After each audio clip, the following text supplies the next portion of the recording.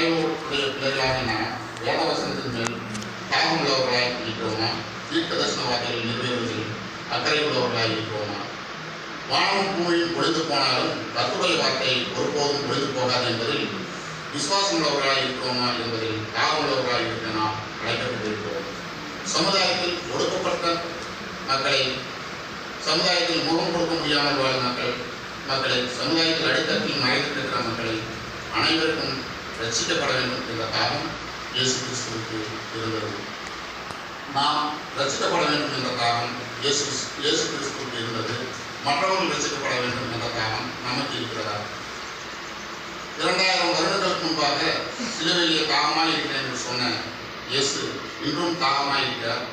அவருடைய தாகத்தை போக்க நாம் என்ன செய்ய வேண்டும் என்பதை சிந்தித்து பார்க்க அழைக்கப்பட்டிருக்கிறோம். நமது கிராமத்தில் உள்ளவர் கூட ரசிக்கப்பட வேண்டும் என்ற தாகம் நமக்கு இருக்கிறதா?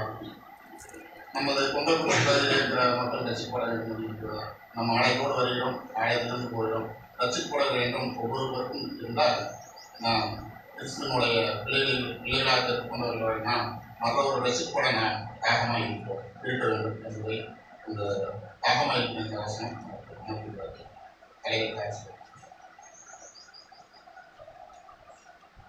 திரும்பி நின்றே இந்த தாகமாக இருக்கிறேன், எங்களுக்காக நீங்கள் தாகமாக இருக்கிறேன், நாங்கள் ரசிக்கப்பட வேண்டும் என்ற தாகமாக இருக்கிறார்கள். மற்றவர்கள் ரசிக்கப்பட நாங்கள் தாகமாக இருக்கிறோமா? நாங்கள் தாகமாக இருக்க நீங்கள் உதவி செய்யணும். சமுதாயத்தில் ஒடுக்கப்பட்ட, முகம் காட்ட முடியாத எத்தனையோ பேர்கள் இருக்கிறார்கள். அவர்களை நாங்கள் கண்கள் கொள்ளாமல் செய்கிறோம்.